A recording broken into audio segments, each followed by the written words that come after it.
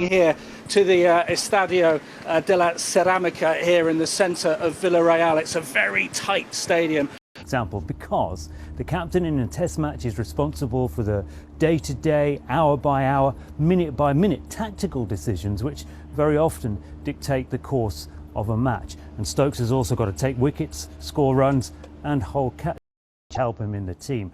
Also very clear from what he said today that he would like James Anderson and Stuart Broad, the outstanding bowlers of recent English history, back in the team for the first test match in about a month's time. Joe Wilson there. Also now the oldest to win this famous trophy at 46. And the tears were flowing as he realised exactly what he'd achieved. And he's been speaking to Jamie Broughton. That's the most emotional, so that's what got me, really. A lot of talk about winning 7 world titles. What's your take on that now? I don't really have, I'm not driven by titles. I don't want to be driven by titles and statistics. I just want to have a happy life. I want to have some peace.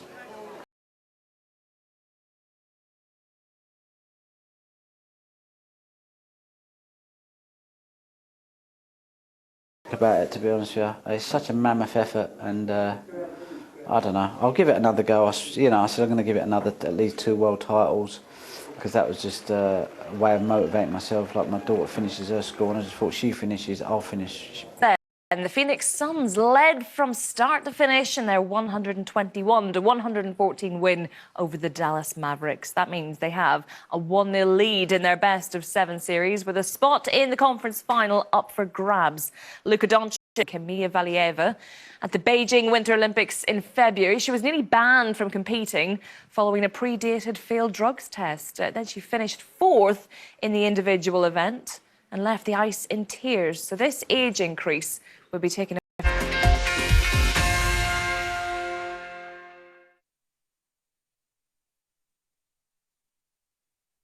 बीमाक mustard oil mustard specialist द्वारा बनाया गया करोड़ों द्वारा जांचा परखा आजमाया गया the mustard specialist supercontinent Pangea, and today there is still a force connecting those divided by distance, reversing millions of years of rifting, making far feel close, bringing कल आज और कल में देश के हर पल में कल आज और कल में देश के हर पल कभी परछाई बनके कभी विश्वास बनके दिल में साहस का एहसास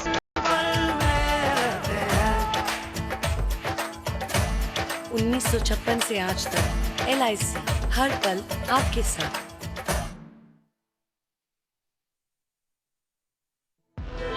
San Francisco.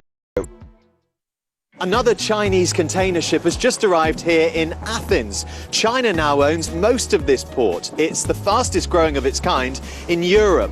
But the East-West relationship is under strain. Join me, Nick Beak, for Europe. Canal to Colombo. I expect to reach it by the late afternoon today, and there's another maybe 12 kilometers.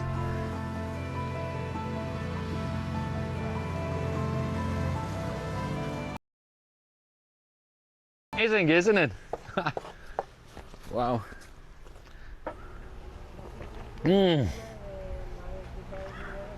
So sweet.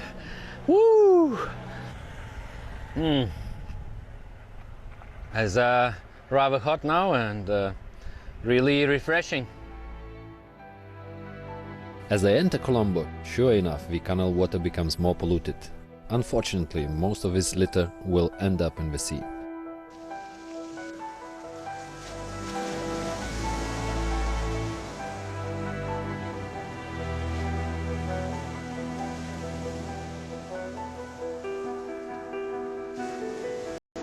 Three days on water and is done.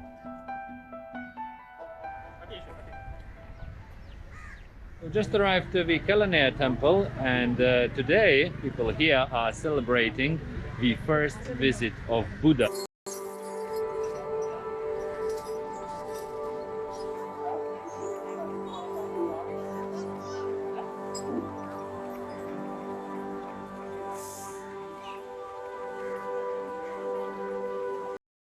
Of natural beauty that had given me wonder. and hope.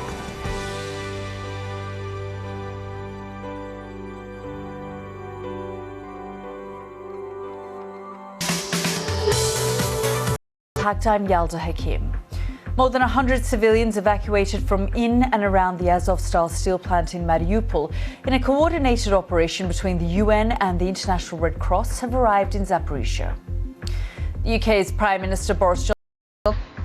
Protests in America as a leaked document suggests the US Supreme Court could overturn the nationwide legal right to abortion. That's all coming up here on Impact. Couple of days have now arrived in the town of Zaporizhia. You're just looking at some live pictures there. A Red Cross spokesperson said that the evacuees are now receiving initial humanitarian assistance, including health and psychological care. Over 100 who have made it out alive, and the Red Cross has said today that seeing a 6-month-old playing with a straw of grass, his delighted mother said that it was the first time that he has done so. So that baby, alongside many other children. Complex, while around 100,000 more are stuck in the city itself. Many of them unwilling or unable to flee. Half of the city is destroyed. The Russian-backed separatist rebels claim Mariupol will be rebuilt. With the support of the Russian Federation, a very serious, huge construction project is planned, which we will be able to see in the very near future.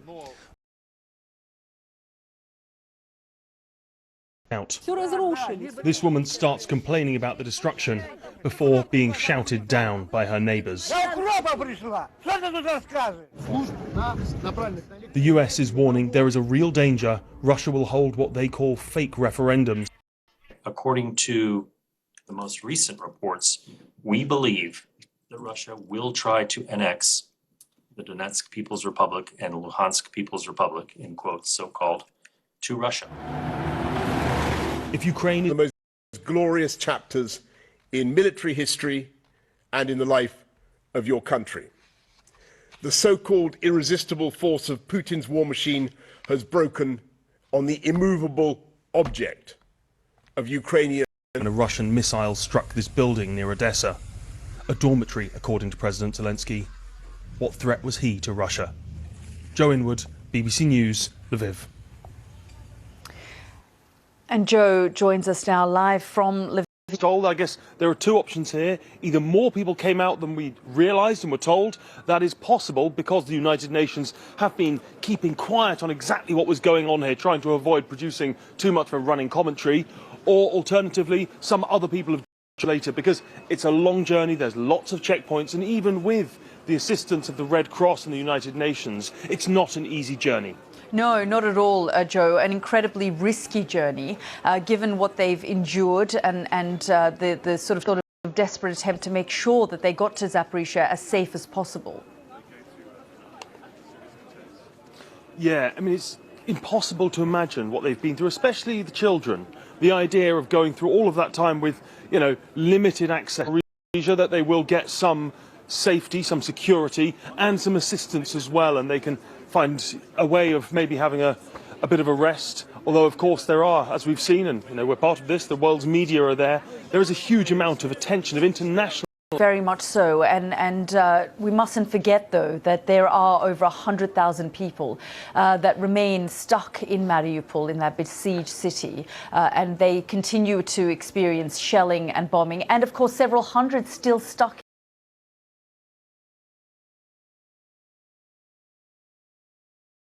Russians would say that there are people there that have stayed, probably that have welcomed them, and there's footage certainly that the Russians have released, and the Russians have allowed journalists to film. They do control what journalists can do quite significantly. They don't, for example, I believe, allow the BBC to go there, and they don't think it would be safe. The figure we have is a couple of thousand people who are currently waiting in a town trying to get evacuation nearby Mariupol. But yes, as you say, very, very difficult conditions. The people still... Joe, thank you so much for bringing us up to date there from the western city of Ukraine, Lviv. Now, we've heard a lot about the fight in the east of Ukraine, but Russia is also trying to extend west from the southern coast towards the strategic... Ukrainian military took us to their positions. They are now digging in as Russian forces continue their efforts to advance in the south of the country. Leave on your knees. This area is constantly under fire. The Russian forces use multiple rocket launchers, artillery and mortars to weaken Ukrainian defensive positions before they... This village has been hit by a mortar. Over there we can see an impact point, and as a result this building is now on fire. Several other houses were damaged during the attack. And this village is about 4 or 5 kilometers away from the... Zelenko's house has been hit several times in the past few weeks. Just a day before our visit, her house came under fire again. We're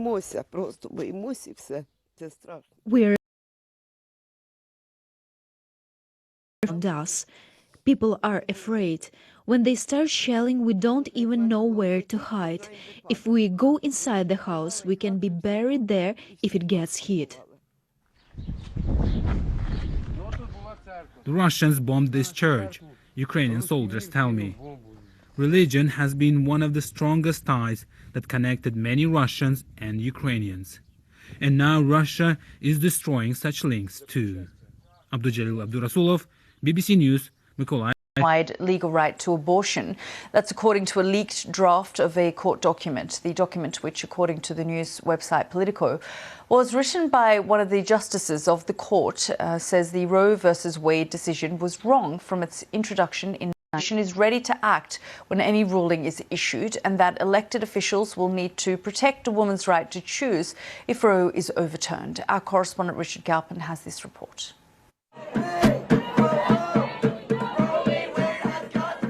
And we are going to fight. I'm very passionate about being pro-life, and I'm just here as an observer to see what the attitude is like and kind of witness history, because this is a huge deal. You know, the Supreme Court documents were leaked, and it's a big deal to see Roe v. Wade potentially overturned. The leak apparently coming from here, the Supreme Court. It could potentially overturn the landmark Roe v. Wade half a century.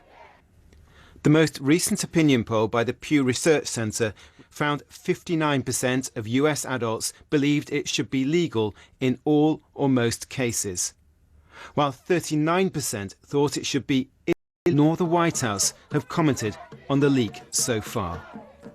Richard Galpin, BBC News. Now, Professor Kimberly Murchison is the co-dean of Rutgers Law School. I asked her earlier if she was surprised. The fact that there have been new justices appointed to the court. There's no other reason for abortion to continue landing at the U.S. Supreme Court other than new characters in play who are willing to vote to overrule Roe. But their roles are not supposed to be. I mean, there are concerted efforts that have been made to control and to dictate who is going to end up on the Supreme Court. And the position that people take on Roe has been a litmus test for confirmation to the U.S. Supreme Court all across the United States. I think that's really critical. And second, that this is a leaked opinion means that it has changed nothing about U.S. abortion law now. When it comes out for real, probably in June, then we can talk about what it really means on the ground.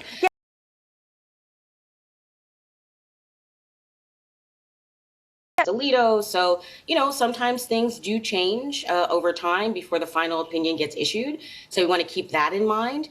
But if this does become or essentially becomes the majority opinion in Dobbs versus Mississippi, which is the name of the case that's before the court, then what we're going to see is a complete patchwork in the United States with a huge number of states, probably over half of the states, determining that abortion is either totally illegal or significantly curtailing the right to access abortion. And then that in itself is what matters ultimately, that there will be women in America who will find it difficult to access abortion, and predominantly the poorer women, because it will become about traveling. And then you've heard cases where... And other pregnant people who are exercising what used to be a constitutional right to terminate a pregnancy. That's Professor Kimberly Murchison, co-dean of Rutgers Law School. Now stay with us here on Impact. Still to come, celebrities show off their lavish outfits.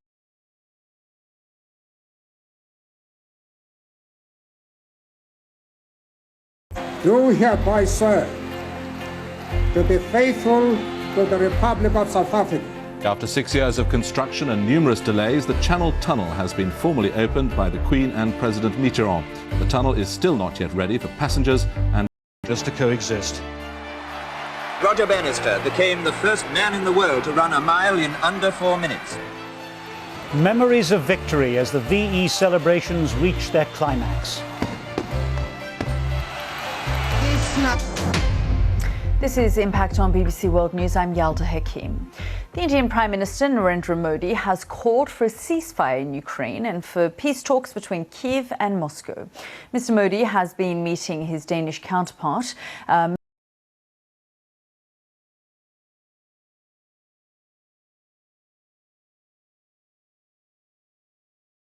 Harsh Pant, Professor of International Relations at King's College London, he described how the position of the Indian government is evolving on the war in Ukraine. Well, I think that is part of the conversation. There's certainly, especially when in lives, there are concerns of this, about the impact of this war on the larger international order. So I think the concerns are mounting, and as the concerns are mounting, so has there has been a change in Indian government's position as well. As you were pointing out, Prime Minister Modi is traveling to Europe, and many European leaders have been to India, where I think the conversation has been about about India's role, and India has been saying now more. Isn't it? Do you think because there's a common threat from China, and therefore, despite the differences in approach to Russia, India and Europe want to make sure that they keep those with the West, with Western Europe in particular, I think is one of the most interesting stories to come out of India and this part of the world in a long time, because the relationships were, this relationship was difficult. Is at the heart of the emerging global order, is the center of gravity of global politics and global economics. And India plays a very important role there. So I think the convergence is natural. China is part of the story, but I think the larger issues of climate change, multilateral reforms. One of fashion's biggest events, the Met Gala, was held in New York last night, with 400 names from the worlds of music, film and sport dressing to the theme of gilded glamour. The annual fundraiser for New York's Metropolitan Museum of Art is known for its lavish and outrageous... Actor Blake Lively's intricate but fairly classic dress to model Gigi Hadid's maroon coat. And pop star Lizzo with her musical accompaniment. This annual event designed or the reworking of an iconic look. This outfit from businesswoman and influencer Kim Kardashian is no stranger to the camera. It was worn by Marilyn Monroe to serenade US President John F. Kennedy in 1962. British actor Riz Ahmed took the opportunity to dress like the immigrant workers who kept the Gilded Age golden. Bold, beautiful and bonkers, the Met Gala was again full of fashion takes that we might start to see replicated.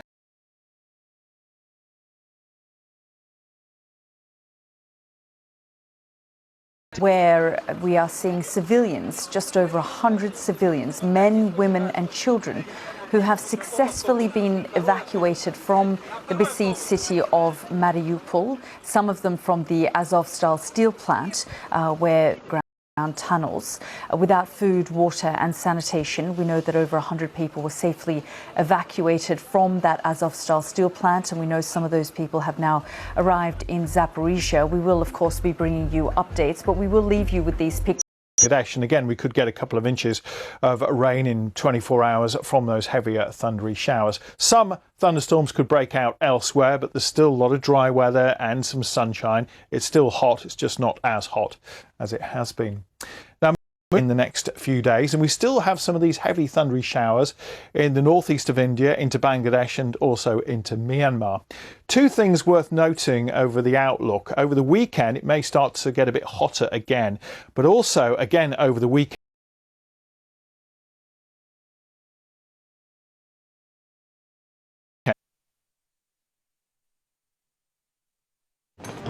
Join Simon Sebag Montefiore as he discovers the rise of one of the great cities of the world. Vienna, dynastic city, city of art and music.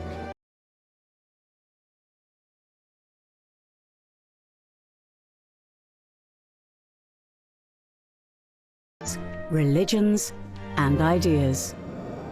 It all happened here in Vienna, the world city. Vienna, Empire, Dynasty and Dream on BBC World News. A world changed by new restrictions. But there's still so much to discover and enjoy. Let us be your inside guide to a world of travel. And hopefully give you some inspiration for when you hit the road again. BBC World News. For 40 years, this statue behind me has stood as a monument to friendship between Ukraine and Russia. Now, after 2 months of all-out war, that relationship is in tatters.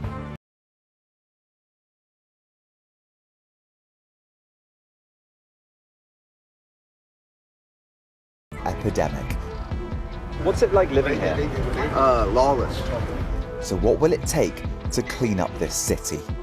Our World, Fixing San Francisco on BBC World News.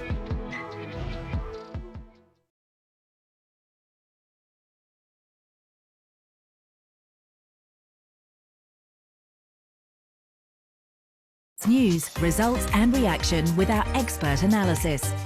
Go online or download the app now.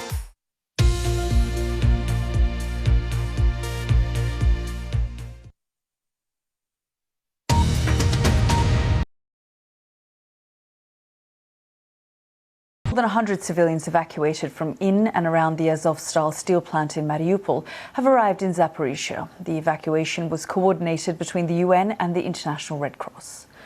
The UK's Prime Minister Boris Johnson has told Ukraine that it will win and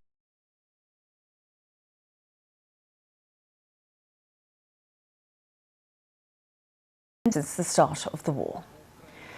A leaked document suggests the US Supreme Court could overturn the nationwide legal right to abortion. If the court scraps the landmark Roe v. Wade ruling, abortion will instantly become illegal in 22 states.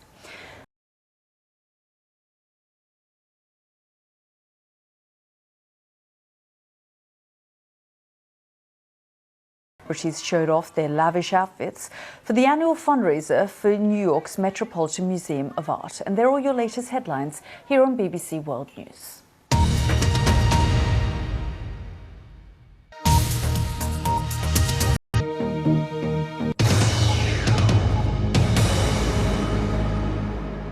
Welcome to Hard Talk from Bratislava. I'm Stephen Sacker. The longer the Ukraine war goes on, the higher the stakes become. Slovakia is... Eduard Heger, welcome to Hard Talk. Thank you very much for the invitation. Here we are in Bratislava. Slovakia is on the front lines of this Ukraine war. You share a land border. You have taken tens of thousands of refugees. I think it's decreasing because of the bravery of the Ukrainian people. Because they've been really showing us such an example of bravery. They're fighting for our values, and we as neighbors who know that if they would fail, we will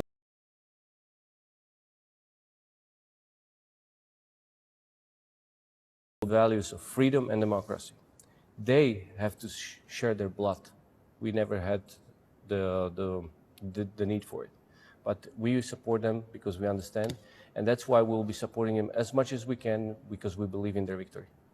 But face an extraordinary, pressing economic challenge, and it's to do with energy, to do with your massive dependence on Russian gas. That's very true.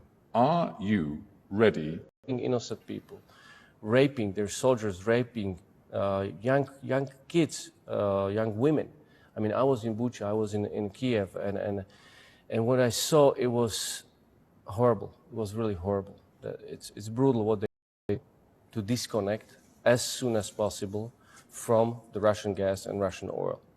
As I said, we are now building, and it's in the final stage, an interconnector between Poland and Slovakia. We are in very strong negotiations and discussion with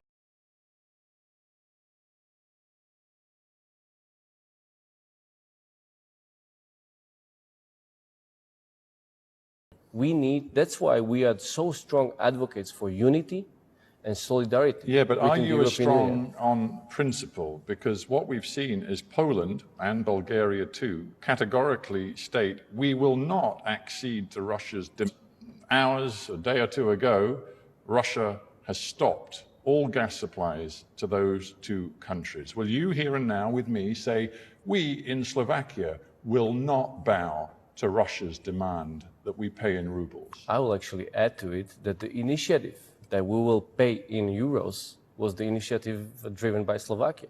We're the ones that Friday where we said, and we called all the countries, and we said, please, we need to stay united, and we need to stay in the payment. We need to be, we're going to be at the end, and we say, please, you need to deliver us enough gas from the other lines, other streams, and that's why we say, in order to this to happen, we need to be united, and we need to be solidar to each other. Yeah, but I need to press you a bit more on this payment mechanism, because it isn't just about simply saying we're not going to give Russia rubles.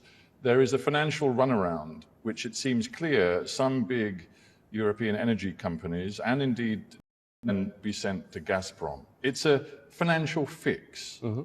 Are you going to do that financial fix to ensure that you keep getting Russian gas for now? As I said, we are the advocates for unity and solidarity. I heard what you said. And pushing. We believe Viktor Orban, leader of Hungary, an EU and NATO member state, is prepared to play that game. See? It's a very simple question for you, Prime Minister. No. Are you going to play that game too? No. I said we are going to pay in euros, and we want to disconnect.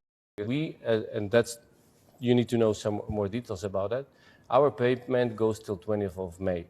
That's where the next payment needs to be.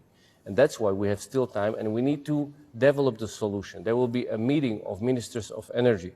Plans, albeit by a financial fix, to make sure Russia gets rubles. What's your message to Germany, which says right now it simply cannot afford to stop using Russian gas? Are you saying they will have to change? No, it's...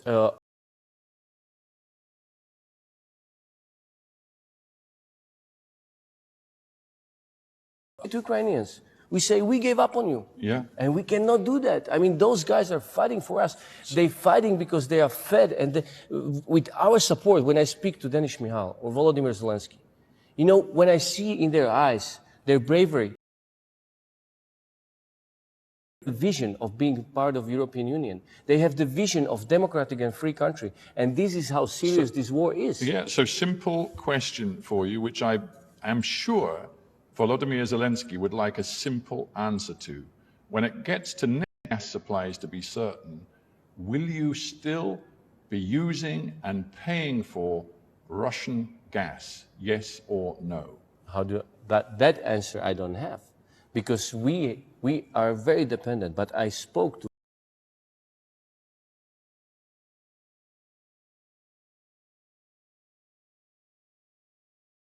Russian oil and gas permanently. That's what we need to look for. That's where we are, because we know once we do that, then we cut off the funding of Russia's war, and it is a long run, but it's a needed run. We need to such a hit, such a collapse, and we don't want this. I mean, Europe must become stronger on this, and it's crucial crossroad at this moment. I get that message loud and clear. Let me turn now to the question of arms and weapons supplies. our position is very clear, and it goes back to the value. And sorry that I repeat it again, but I want everybody to understand, we are in war. This war is brutal, it's killing people. We haven't had that in Europe for over 70 years. We forgot what it is. I believe you have roughly a dozen of them. Have you yet sent them to You haven't Ukraine? asked us. That's what I said. And we are ready. I mean, of course, it would have some operation will be needed because we need to have first our airspace protected. We're already working for... Are repairing those captured Russian tanks and sending them back to Ukraine for the Ukrainians to use. Yeah, the agreement is almost at the final stages. It's very public. We don't hide about it. And this request we received when I was in Kiev, actually. I know this message. No, of course they know it, but what they also know, as of the last 48 hours, is that Vladimir Putin is threatening what he calls lightning fast retaliation against anybody from outside of Ukraine. Immediately, it's caused discussion here. And I said, guys, come on, we cannot be defensive. I mean, what are we speaking about? Are we going to allow Vladimir Putin to threaten us every time he wants? Well, we either are bold or we cowards. Of Ukraine, you stand on the front line. You are ready. You're telling your own people you are ready to face down that threat. You know what helps me? Helps me to look at Volodymyr Zelensky. Of course, now they're facing very difficult fights, but we need to help them because they need to remain their freedom. But if I may say so, Zelensky had no choice because Russia chose to invade Ukraine. Ukraine. Do we have a choice? That's the question. Because you have people... That's the question. Do we have the choice? In this city today, you have people... Trying to make everybody fearful of him. And I said, enough is enough. I mean, are we either the strongest continent or among the strongest continents or not? Are we going to be defensive or are we going to say, no, we want to keep our democracy and freedom? Let's talk now. There has to be every Russian soldier leaving every inch of Ukraine's territory, including that area of the Donbass occupied in 2014 and Crimea, which was annexed, and his future. Because the Defense Secretary in the United States, Lloyd Austin, said Russia must now be weakened to a point where it cannot do things like invade Ukraine in the future. And it may have been a slip of the tongue, but we do economic sanctions. That's why we support military Ukraine, because we want their victory. We want them to keep their freedom and democratic regime, because that's the best But my point, I suppose, is this, that some in Europe, like Emmanuel Macron, said recently, Putin is, quote, equal to Hitler. Well, you don't negotiate, presumably, with a guy who you regard as equal to Hitler. So which is it for you, Prime Minister? I think we need to do everything possible, all the means. It cannot be, and also in Ukraine. And like I said, I think that's the main principles. We have to stay with the core values. Before we end, I do want to address how much pressure this is putting on your own country. You have tens of thousands, I think at least 70,000 Ukrainians who've stayed in your country, 350,000. And really, I mean, they've been wonderful. The kindergartens, that's a challenge. We're doing a lot of measures. We're expanding the capacity. We creating temporary kindergartens, etc. So we increasing it so we can cope with the. Right now appears united behind your government stand on Ukraine, but the truth is there is still an anti-US skeptical element Russian of your propaganda. population. Let's call it Russian propaganda. Well, no, because I looked at polls just before. There's a wide network of disinformation websites, so-called influencers, which the Kremlin regime has quietly and strategically cultivated here in Slovakia. It's a network, it's intricate, well-organized, coordinated, and our population... We have those mix, but they're obsolete. We haven't procured other equipment. But as this war started, immediately, Germany, Netherlands, Czech Republic, Slovenia, and also other countries said, we're going to provide our soldiers on your territory. A lot of Slovaks, but a lot of Slovaks don't want that. No, that was the situation in January when there was this strong propaganda, also run by our own opposition. But the wake-up call came when In the United States and Great Britain, politicians are now saying that they believe this war, which currently is in Ukraine, but who knows where it's going to end, will last for years, possibly as long as a decade. Has now approved I would say, 5 crucial reforms over the last year because of the recovery plan. So the military, we received a lot of equipment from our allies, but we have to procure. We want to keep democracy and freedom. Sorry that I repeated it so much, but I want to understand everybody. We are in war. It's the crossroad of our destiny, and I want to live in a better world. I want to live in a world. Mr. Edward Heger, we have to end there. Thank you for being on Hard Talk. Thank you very much.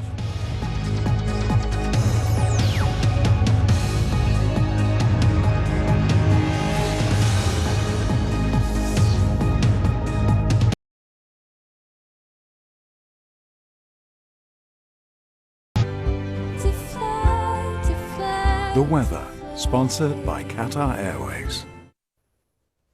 Hello, time to get you across the latest world weather prospects in 60 seconds. We start in Australia, where heavy and persistent rain will affect parts of Victoria and Tasmania. Some really chilly air, giving some snow over the highest ground. High pressure keeps things dry for much of China, Korea and Japan. Hot for some, 34 degrees in Beijing, but not as hot as it has been across Pakistan and the north of India. Temperatures drop, and another weather system bringing another bout of severe thunderstorms across some central parts of the USA. That's all from me. Bye-bye. The weather, sponsored by Qatar Airways. विश्वास बनके दिल में साहस का एहसास बनके उम्मीदों को सच्चाई के रंग से सजाते हैं मुश्किलें कोई हरदम साथ निभाते हैं. This programme asks plain questions with the help of the unrivalled range of BBC journalists right across the world. And gathered here in this building, I'll also draw my absolutely no spin. That's why we call our programme Unspun World. On BBC World News. Being at the heart of a live news show is challenging. Live, reflecting on the world in real time. I feel like we're doing a job that matters. You're live with Lucy Hawkins on BBC World News.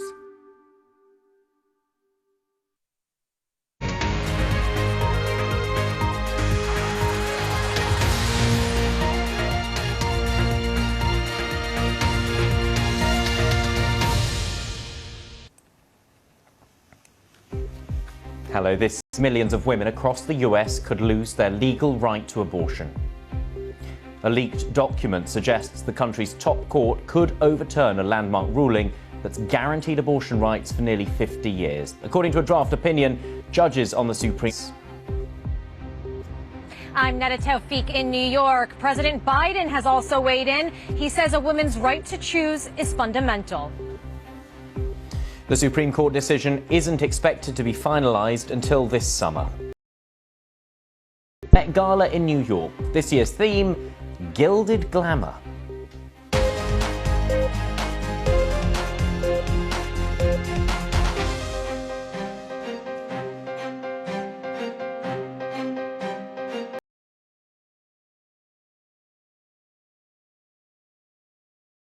Would be allowed to ban abortion if they wish. It's expected abortion could then be banned in almost half of US states. The Supreme Court's justices are expected to issue a ruling in late June or early July.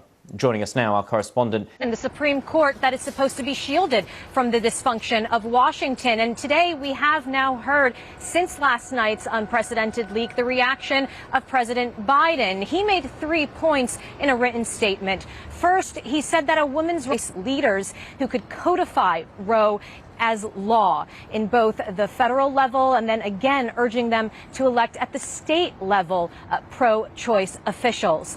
And as my colleague Richard Galpin has been reporting, to an end. They are not going to get away with this. Let me say that I don't care what I have to do, but they're not going to do this to DC, and they are not going to do this to America. There's more of us than there is of them, and we are going to fight. I'm very passionate about what it is like and kind of witness history because this is a huge deal. You know, the Supreme Court documents were leaked, and it's a big deal to see Roe v. Wade potentially overturned. The leak apparently coming from here. The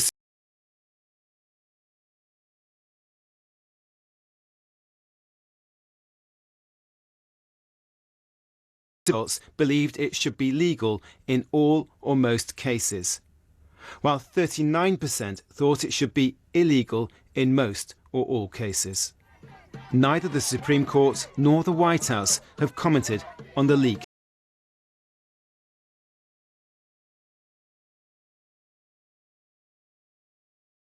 It seemed far-fetched that Roe would be overturned, but in the last few years, President Trump has appointed conservative justices that have reshaped the court. And in that majority first draft opinion, Justice Samuel reshaping the court in a conservative majority, the fact that Roe is being overturned creates this stench, a public perception that the court is not shielded from politics. Of course, though, today many activists focusing on minority women disproportionately. So a lot of focus today on the unprecedented nature of that leak, but also what impact this will ultimately have. OK, Neda, thank you very much. Neda Tawfiq there, our correspondent in New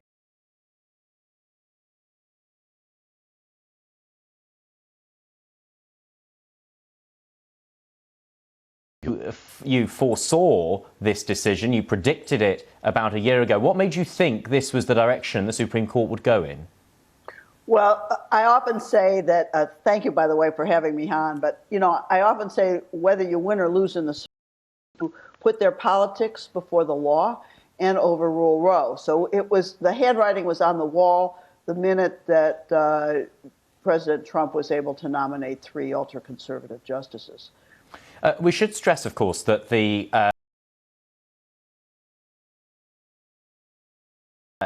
may have wanted to take the impact away on the day of the decision, because if the whole world is focused on that one decision that one day, it has greater impact than if the news is kind of trickled out over time. But this court, this particular conservative court, has forsaken principle, has forsaken precedent, has forsaken the kind of normal rules of operation since they have gained the majority.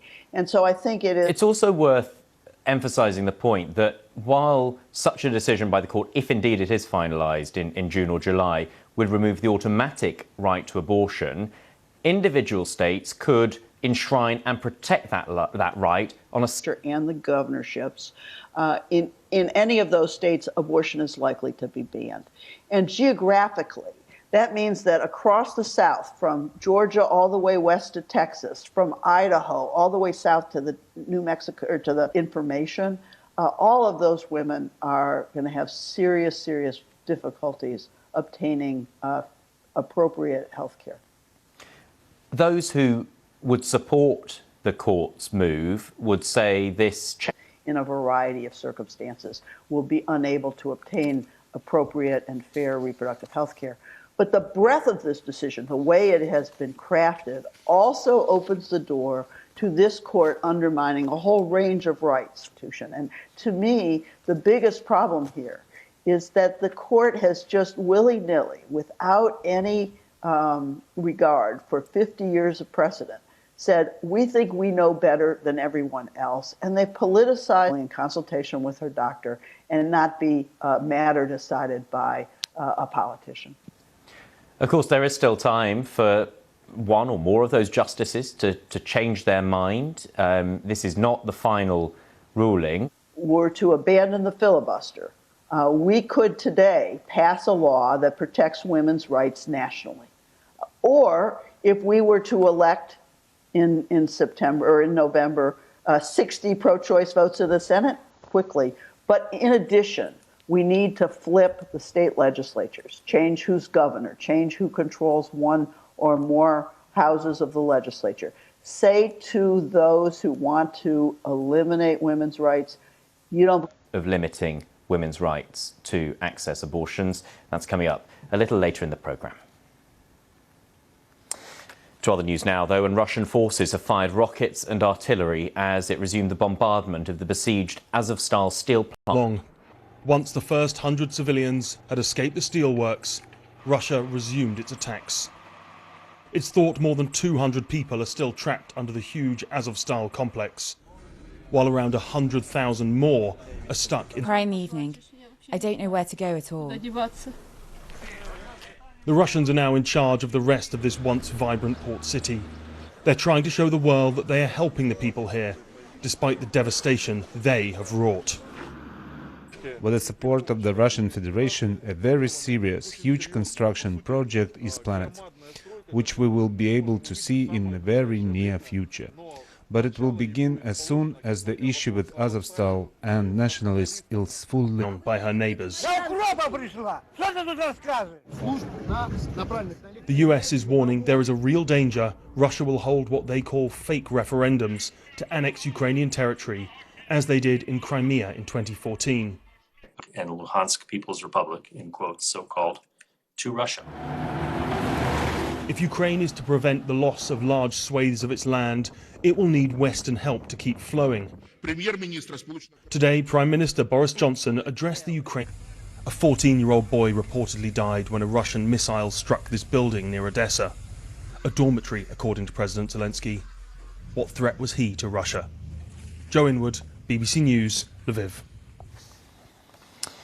Children and several elderly, very frail people who were evacuated from that steelworks in Mariupol. It's taken them a long time to get to the safety of the city, the Ukrainian city of Zaporizhia, on that convoy of buses. But they are now there. The question, they got a standing ovation from Ukrainian members of parliament. And he said that this was Ukraine's finest hour, and he unveiled another £300 million worth of British military aid for Ukraine. And one of the MPs, members of parliament here, first of all, you heard the British Prime Minister. What did you think of what he had to say to you today? That was a very strong speech. That was a very strong address, both symbolically and with some concrete things in. And also he said that the UK will be together in Ukraine till this victorious end. That is very important, and we appreciate very much the leadership which the United Kingdom and its government shows in the question. And after this, the quality of military support changed to some long-range artillery, armored vehicles, so harder weapons, more effective, more modern, and we appreciate it very much. But the next step should be made is weapons, because that is something which will finally settle the situation, and Putin will understand that he can't achieve his military goals in Ukraine. And in the east, in the Donbass, the fighting for your troops... The full-scale war, it's a very hard war, and in this war we need everything. We have very courageous people, we have very experienced soldiers, and the whole world now recognizes it, but we are still lack the weapons, so we hope... Dramatic footage capturing the moment a helicopter catches a rocket falling from space. We'll speak to our science correspondent about the world first.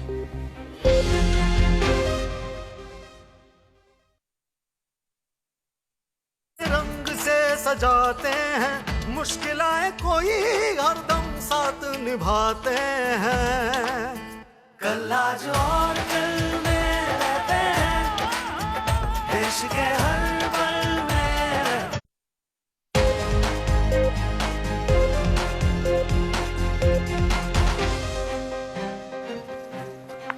Welcome back to Global on BBC World News. A US-New Zealand rocket lab has made advancements in its mission to in the last few years in launching small satellites, come to dominate that little niche part of the market that the big rockets are not doing. And of course, everyone wants to be able to do reusability now. So you will know from SpaceX the hard part of doing this. And we can see the moment that it actually made contact, that they caught it. It is quite extraordinary. I mean, to imagine the logistics and the timing and the positioning to actually get in the right place at the right time and to catch it. And what's the expendable rockets? They go up, and as they use up their propellants, you dump them and they burn up as they fall back into the atmosphere. If you can use a rocket over and over again, then you should be able to use to reduce time and time again. Of course, to do this and make it work, to make it cost effective, you mustn't do a lot of maintenance in between flights. You should be able to get it back, put it back on the launch pad, fill it with fuel again. The Chief Justice has said the draft that's been leaked is authentic, but not a final decision. We'll have more on that for you right here on Global. Don't go away.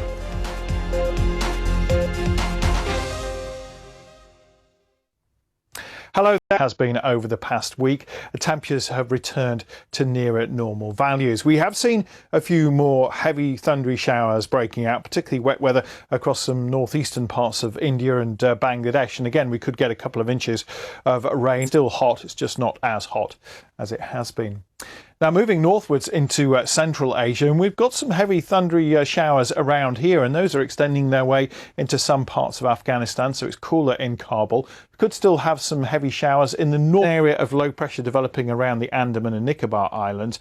That could strengthen to become a tropical storm and head its way northwards into the Bay of Bengal this weekend.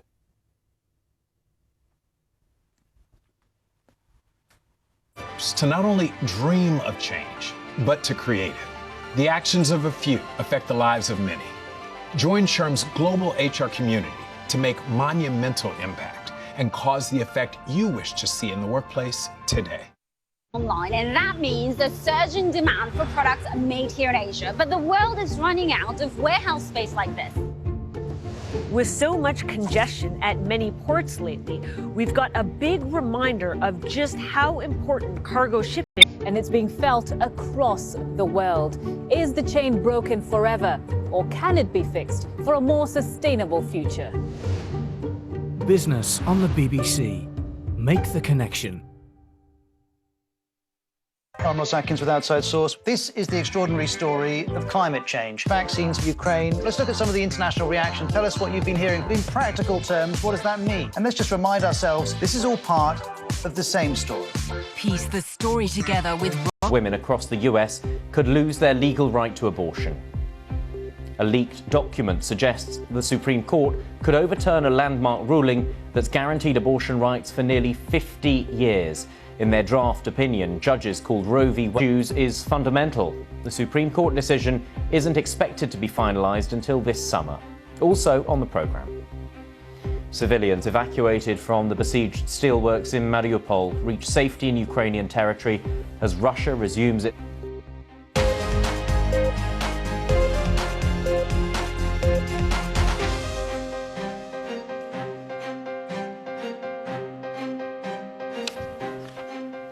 Hello, welcome to the programme. A humanitarian conflict in Mariupol has finally reached the city of Zaporizhia. They'd spent more than 60 days underground in desperate conditions while the site was being bombarded by Russian forces. The fortunate evacuees include women, children and to the outside world. They told us to turn off the phone because they said if you turn it on there's a radio wave, it's going to draw a bomb. We had been outside too, but we were immediately met by soldiers of the Azov battalion. They had... But it's thought there are up to 200 more still there. What is the situation as far as the city is concerned? Why is Russia so desperate to capture it?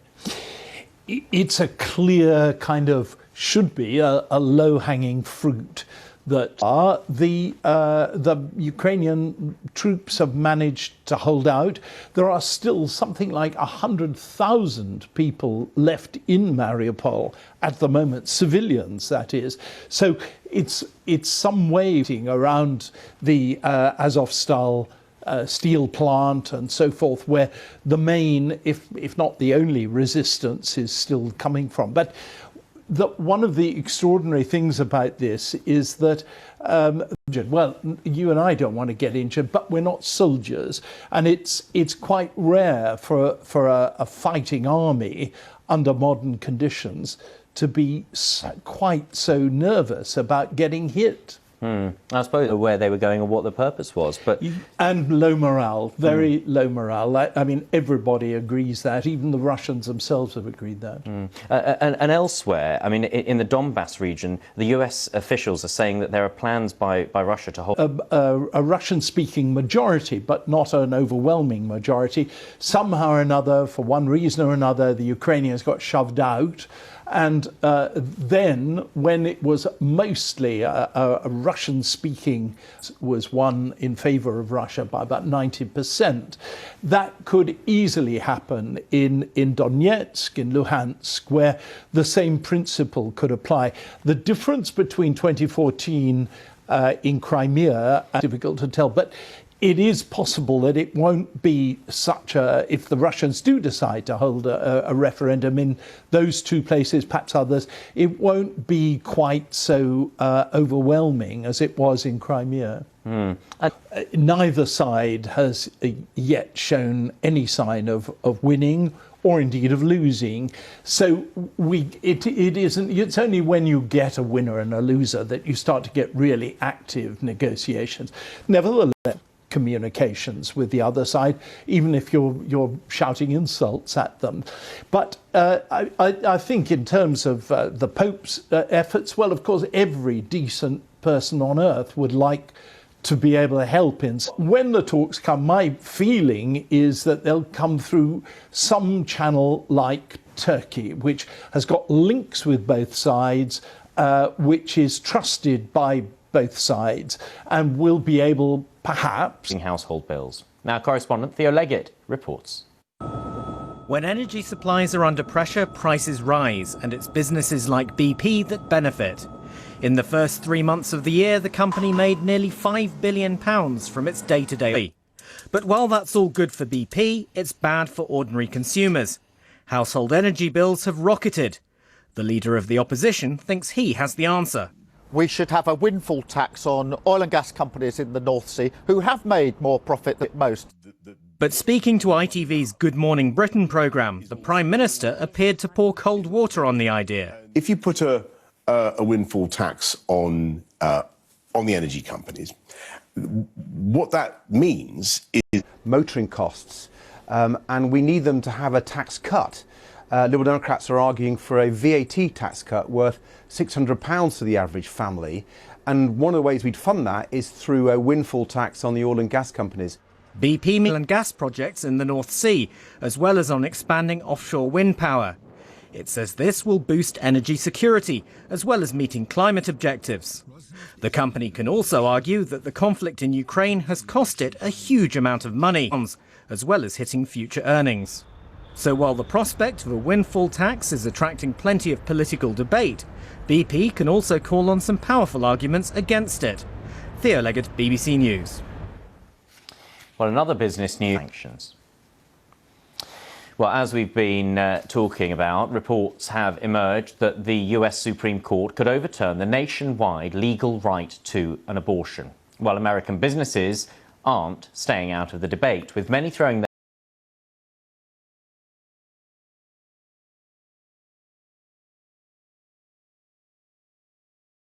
medical treatments. Meanwhile, transport firms Uber and Lyft have offered to pay the legal fees for their drivers who are sued under Texas abortion laws. Speak to our business reporter, Samira Hussein, who joins us from...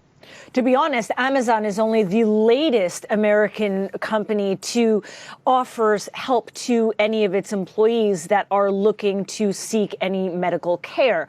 I mean, Citigroup, which is now an investment bank, of course.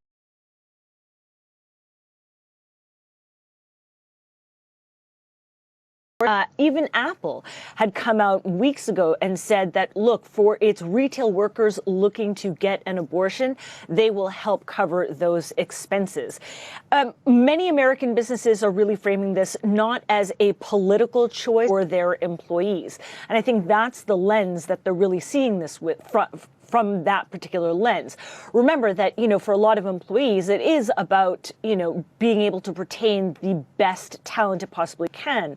And the fear of course, you've got the midterm elections coming up in November. How will all of this affect the, fairly crucial relationship that exists between businesses and politicians? I think the relationship between business and politicians is going to become always to donate to those that are politically aligned with the values of its employees rather than just solely on what is best for the company. So I think there's going to be quite a bit of tug of war happening there. And we're already seeing American companies. So I think we're probably going to see that a lot more. OK, Samira, thank you very much. Samira Hussain there for us, our business correspondent in New York. Thank you for being with us. Don't go away, though. Still to come on Global, fury and joy in the US as the Supreme Court could be about... This is our world. Put your hands on the corner. I just seen the cops kill somebody, and they were treating me as if I was the suspect. A series of documentary films that reveal the human drama at the heart of global events. Things in the wall.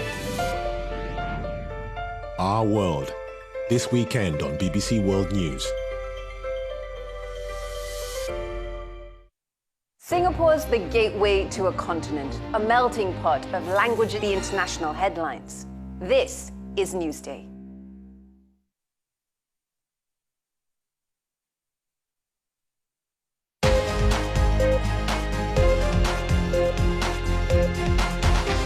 Constitutional right to abortion.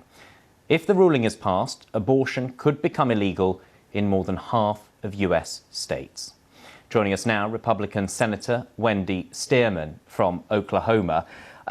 Senator, good to have you with us. It's actually a moral law, and this was just a decision made in the 70s by the Supreme Court. It is not a law. The states should have the authority to dictate their own law. Is the fundamental role of the Supreme Court to reiterate that it is a draft ruling at the moment and a leak at that? So although it's been confirmed that the leak is authentic, there is still the possibility of justices perhaps changing their minds. But we have here a Supreme Court of the people, by the people and for the people. Well, based on your analysis, the original decision should not stand because that was all men. There were no women involved in the original decision. So that is irrelevant.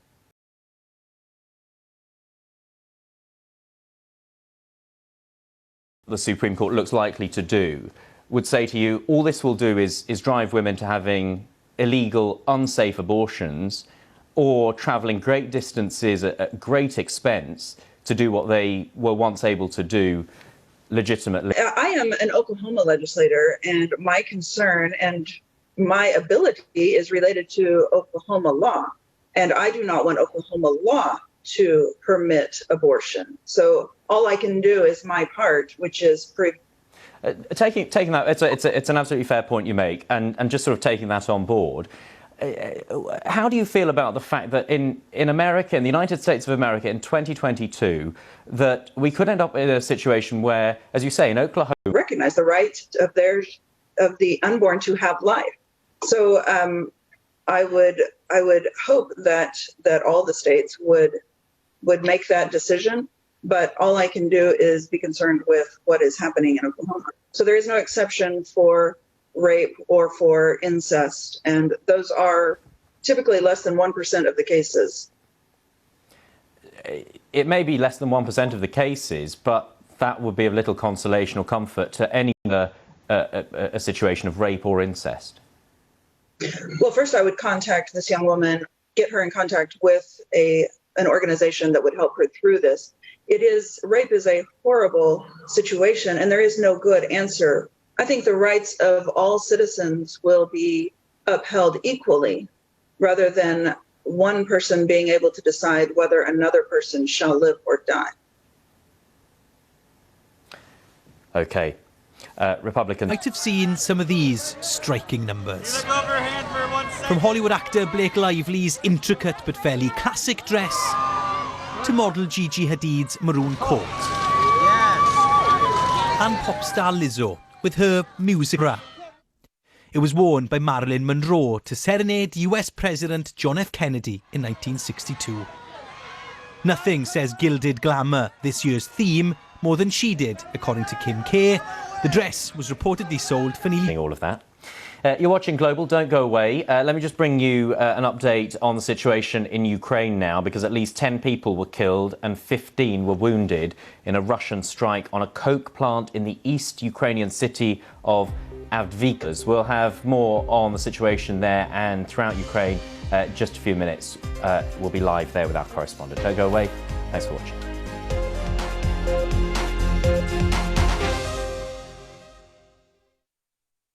this time of year and hotter than we might normally expect. Some rain into the southeast of Spain, some pretty heavy downpours actually, showers and thunderstorms stretching eastwards from France across into the Alps. Some heavy rain in southern Brazil. That could cause some flooding issues, but Rio...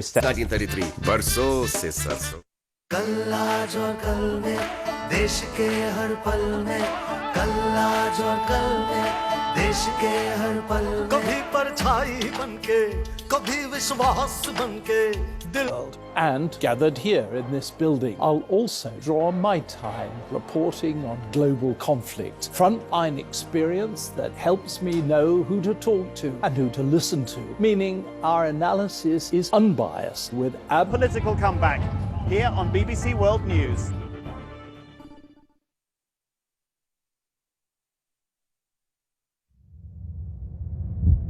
Stories of success, stories of failure.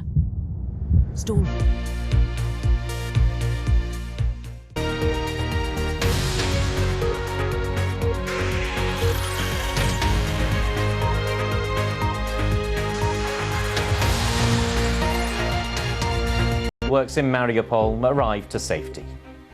A humanitarian convoy carrying over 100 civilians has arrived in Ukrainian territory.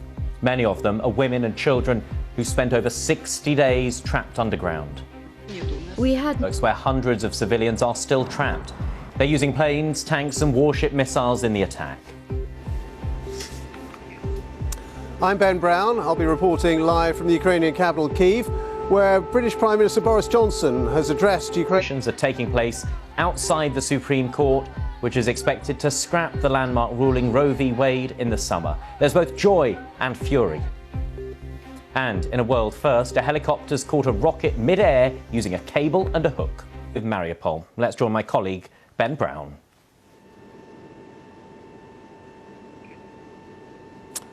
Yes, hello from the Ukrainian capital, Kyiv. Well, the latest from the city of Mariupol is that a convoy carrying about, finally, it took them a couple of days on buses to get there. They had spent more than 60 days underground at that steelworks, being bombarded constantly by Russian forces. There are still many other civilians who are trapped there. We don't know exactly how many, some in that convoy of white buses, and they are finally now in safety. Some of them could be seen weeping as they arrived, and it is finally the end of what has been the most horrendous ordeal for them, living in those bunkers and holding their first set of telephone talks for more than a month. No result really from that so far. And the Prime Minister, the British Prime Minister, Boris Johnson, has been giving a virtual address to Ukraine's parliament here in Kyiv. The first Western leader. Russia resumed its attacks. It's thought more than 200 people are still trapped under the huge Azovstal complex, while around 100,000 more are stuck in the city itself. Many of them unwilling. Support of the Russian Federation, a very serious, huge construction project is planned, which we will be able to see in the very near future. But it will begin as soon as the issue with Azovstal and nationalists is fully completed. Neighbors. The US is warning there is a real danger Russia will hold what they call fake referendums to annex Ukrainian territory, as they did in Crimea in 2014. Today, Prime Minister Boris Johnson addressed the Ukrainian parliament, echoing the words of Winston Churchill and promising more high-tech support. You've written one of the most glorious chapters in military history and in the life of Ukrainian patriotism and love of country. This is Ukraine's finest hour. And this is why Ukraine says it will keep fighting extensively on the fight in the east of Ukraine, in the Donbass. But Russia is also trying to extend westwards from the southern coast towards the strategically important port of Odessa. Now, close to that southern front line is the city of Mykolaiv.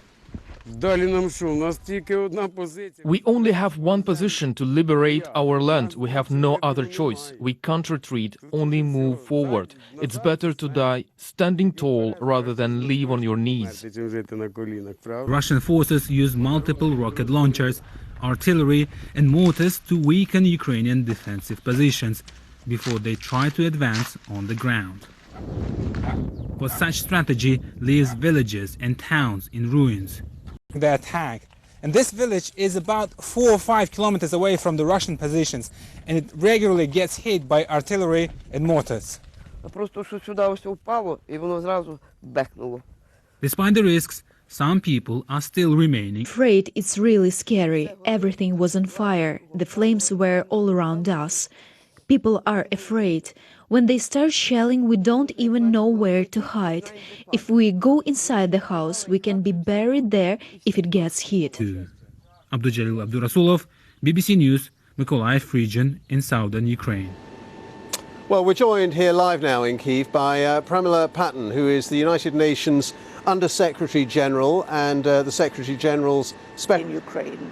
And multiple reports of gruesome, horrific reports of sexual violence are surfacing. And this is why I came to Kyiv, in spite of the security situation, because I could not sit back in my the Vice Prime Minister of Ukraine.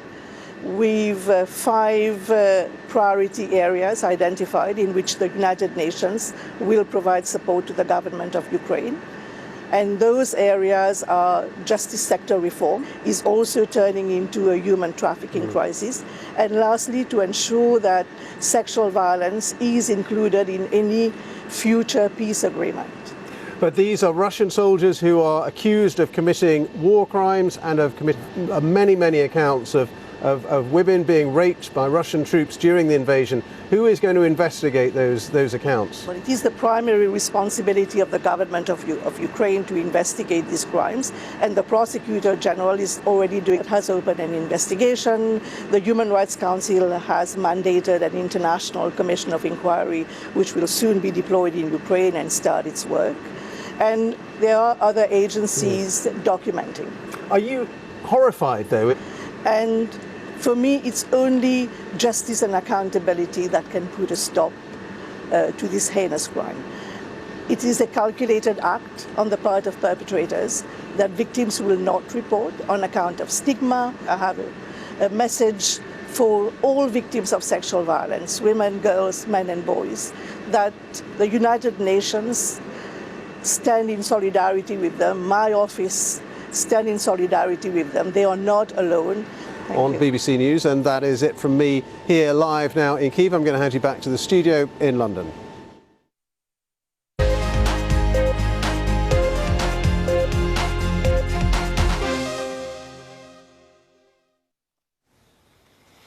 The US Chief Justice John Roberts says the Supreme Court will investigate the leak of a draft decision on abortion and confirm that it is authentic. The leak indicated that a majority in more than half of US states. Within the last hour, President Joe Biden has said he wants to protect a law guaranteeing abortion rights in the US. Joining us now, our correspondent Laura Trevelyan, who's outside the US Supreme Court. The United States Supreme Court in the last hour has issued this statement confirming the authenticity of the leaked opinion, but stressing that it does not represent a decision. Saying that it's common to circulate drafts before circulate opinions in private. They argue, they debate before they come up with a final decision. And the Chief Justice himself has had to order an investigation into the leak by the Marshal of the US Supreme Court. This is completely unprecedented. We've never seen this happen before. Well, you know, if this decision holds, it's really quite a radical decision. And again, the underlying premise, and again, I've not had a chance to whether or not how you raise your child. What does this do? And does this mean that in Florida they can decide they're going to pass a law saying that same-sex marriage is not permissible? It's against the law in Florida. So there's a whole.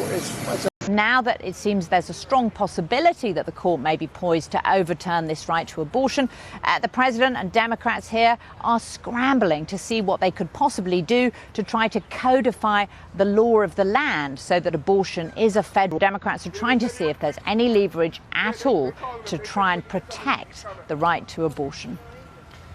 And Laura, it's extraordinary when you think of the political timing of this, when there is a Democratic president and political, but is there any sense in which people feel that such a divisive and political issue can be ruled on apolitically? Well, indeed, the court is divided. There are now 6 Conservative justices. This were confirmed, shows how political the court is. And Chief Justice Roberts, in his statement, is very concerned about the integrity of the court. He says if the purpose of this leak is to undermine our integrity, it's not going to work. But the fact is, as you can see, literally on the line is a woman's right to choose. Laura, thank you very much. Laura Trevelyan outside the US Supreme Court for us.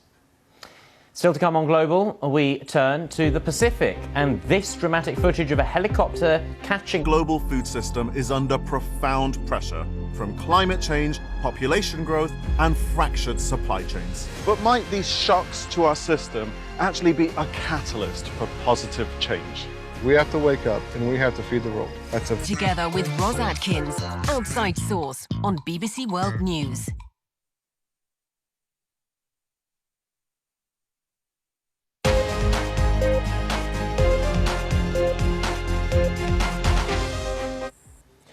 A US-New Zealand rocket lab has made advancements in its mission to reuse launch vehicles by catching a rocket as it fell back to Earth.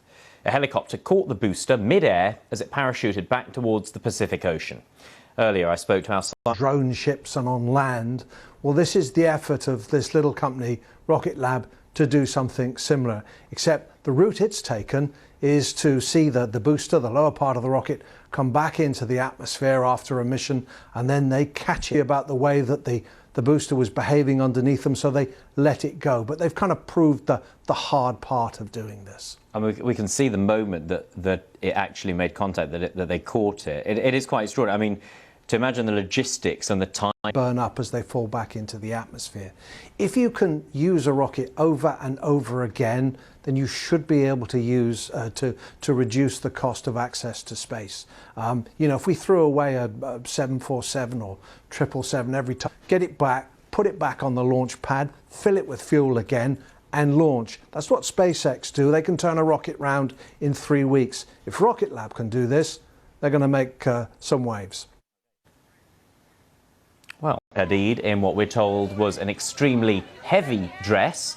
Yeah, it looks it, with some light relief, with pop star Lizzo playing the flute, and even an appearance from a former First Lady at the annual fundraiser. It's the first time it's taken place. It's been over the past week. The temperatures have returned to nearer normal values. We have seen a few more heavy thundery showers breaking out, particularly wet weather across some northeastern parts of India and Bangladesh. And again, we could get a couple of inches of rain in 24 hours from those heavier thundery showers. Some thunderstorms could break out elsewhere, but there's still a lot of dry weather and some sunshine. It's still hot. It's just not as hot as it has been. Now, moving northwards into Central Asia, and we've got some heavy thundery in the next few days, and we still have some of these heavy thundery showers in the northeast of India, into Bangladesh and also into Myanmar. Two things worth noting over the outlook. Over the weekend, it may start to get a bit hotter again, but also again over the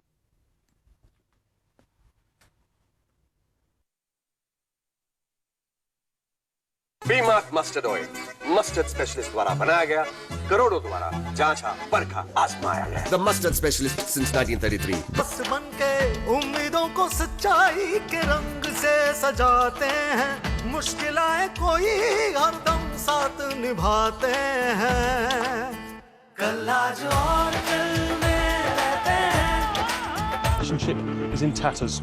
Join me, Joe Inwood, for continuing coverage of the invasion of Ukraine here on BBC News.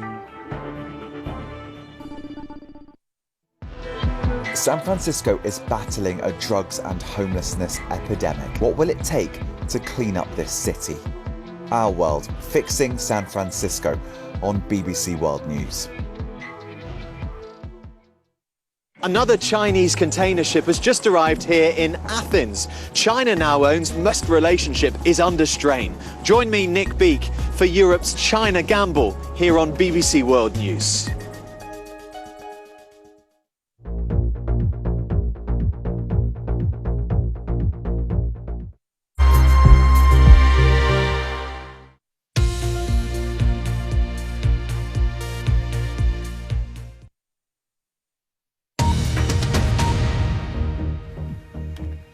Hello, this is BBC World News. I'm Ben. Women and children who spent more than 60 days trapped underground.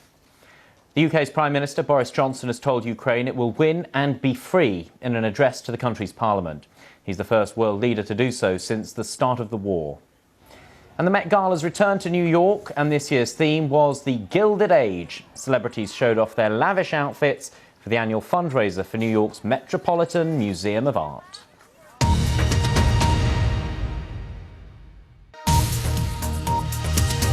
With new technology products and looking at how they could transform your life. It's Click. This week, another chance to see how solar is taking on the energy crisis, self-charging gadgets, how green is a deep dive into the deserts of June.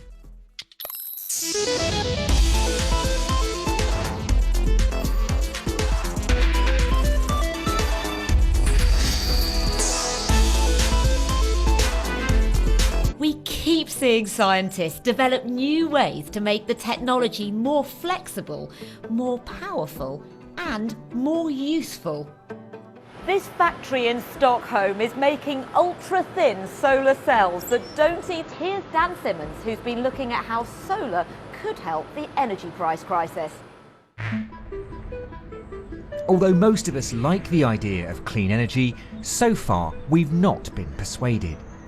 Maybe it's because we don't own solar film, which doesn't contain any toxic substances nor rare earth materials that could require mining, and so it has a much smaller carbon footprint than traditional panels. And that's not all. It usually has a sweet spot, which is very useful at the start and the end of the day in particular. I think it looks quite futuristic, and if solar sculptures like this were to catch on, I can see them being seen as a sort of carbon neutral new solar technology that was out there. This is Sonovus's testing yard in Kent, where they've been adapting the shape of the sculpture to maximise efficiency. The multi-layered solar film used is provided by German panel is about 33%. Whereas for this technology, it's tunable, and they can layer it with, in theory, as many layers as they want to choose different parts of the spectrum and capture overall more light coming in. Despite this sunny outlook, today this solar film world recovering from a global pandemic, energy prices are surging. More than 50% in a matter of minutes. And that was before many Western nations imposed sanctions on Russia's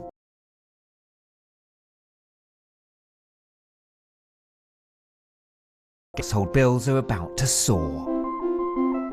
From around 18 pence per kilowatt hour last year, the variable rate of electricity is expected to jump to more than 26 pence by the autumn, and at least 32 pence if you want to fix.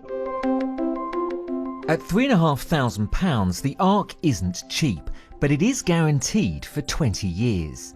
Its film panels, which are upgradable, are expected to produce an average of 1,000 kilowatt hours per year by the end, even one that uses gas or oil for heating. In theory, you'd need at least one for every bedroom you have. And if you don't have an expensive battery to store any surplus energy as it's captured, you'll end up feeding it back to the grid for a fraction. Solar power's been for the rich, and there's not been a system or a product in place where it can go on any building. My company's aim is all around the democratization of solar.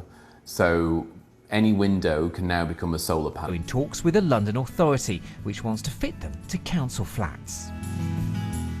So for this size of window, it generates about 10 to 15% of your energy needs, and this is a 3-bedroom house. So between a hot sun... It stands in the new lightweight solar film. There's an estimated 2.5 billion square metres of south-facing commercial roof space in the UK, and a lot of it wouldn't have enough strength to support weighty traditional. Flexible solar panels are making solar more accessible for people. They don't replace traditional panels, which will be ideal for some, and there are other options like solar tiles out there too, but solar film is now getting more efficient and importantly cheaper. And financially now, solar could be coming home.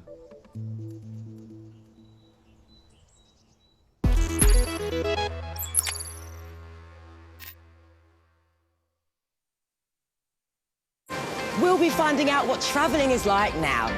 Join us as we explore a world changed by new restrictions. But there's still so much to discover and enjoy. Let us be your inside guide to a world of travel.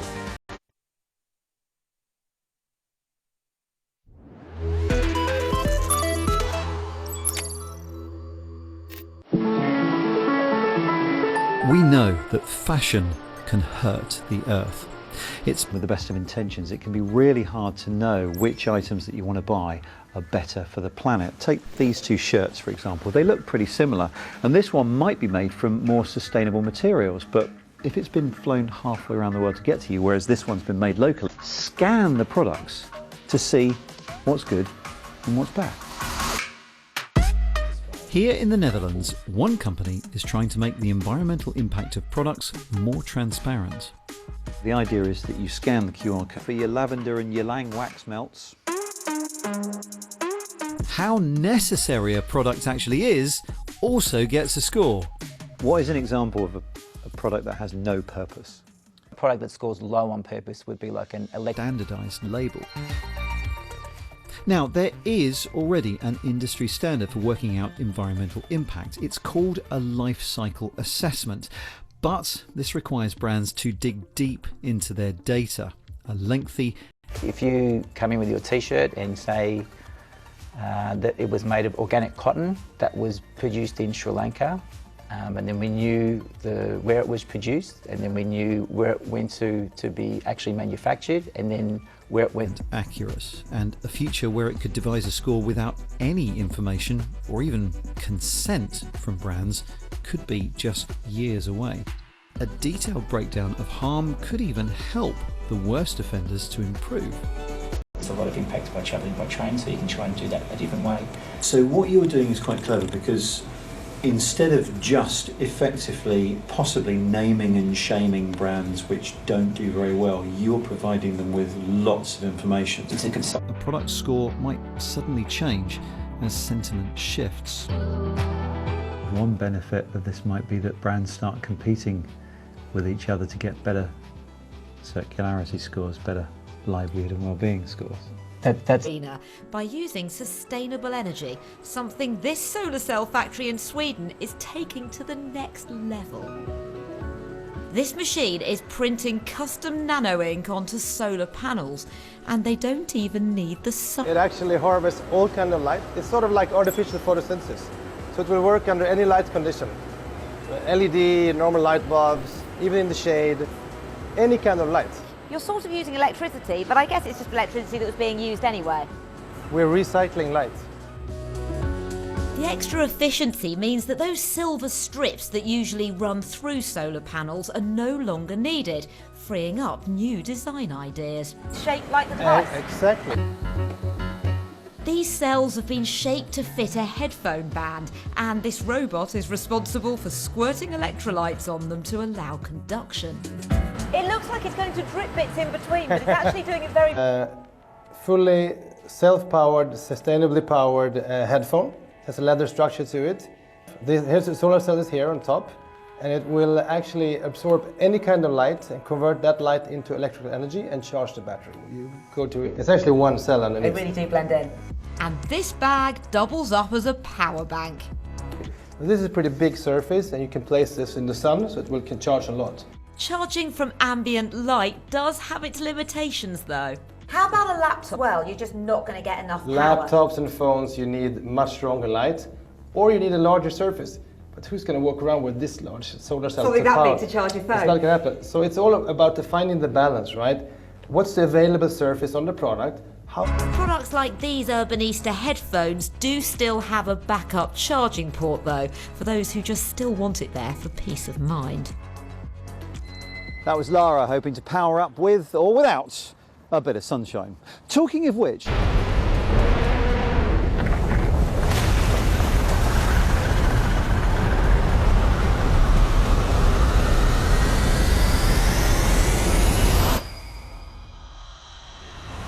And he was going to be trying to do filming as if it was for real, if you see what I mean. So it's not visual effects for visual effects' sake, but visual effects to help tell the story and move the story along. And that's the type of work that I quite enjoy doing. So I knew there was going to be a lot of plate preservation needed. By that I mean sand and the worm, and how do we make this happen and make it look 100% photoreal, and yet be able to iterate and see different versions and render it, and you know, was the issue of scale.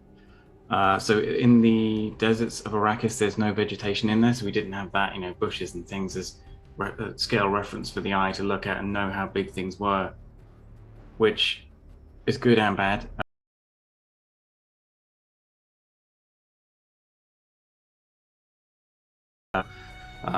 So they came up with systems where you could have a representation of what it's likely to look like. And then they had several systems that they ran that would call from a library of different setups that they have to then populate some of the areas around the worm to get that feeling of, you know, this scale too.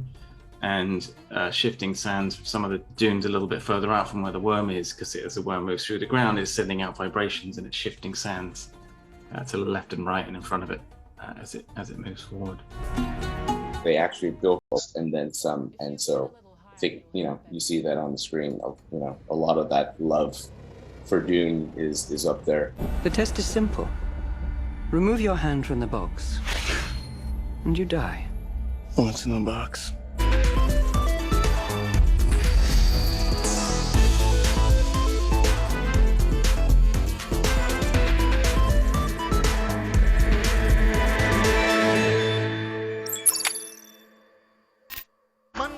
उम्मीदों को सच्चाई के रंग से सजाते हैं, मुश्किलें कोई हरदम साथ निभाते हैं, कल आज और कल में रहते हैं.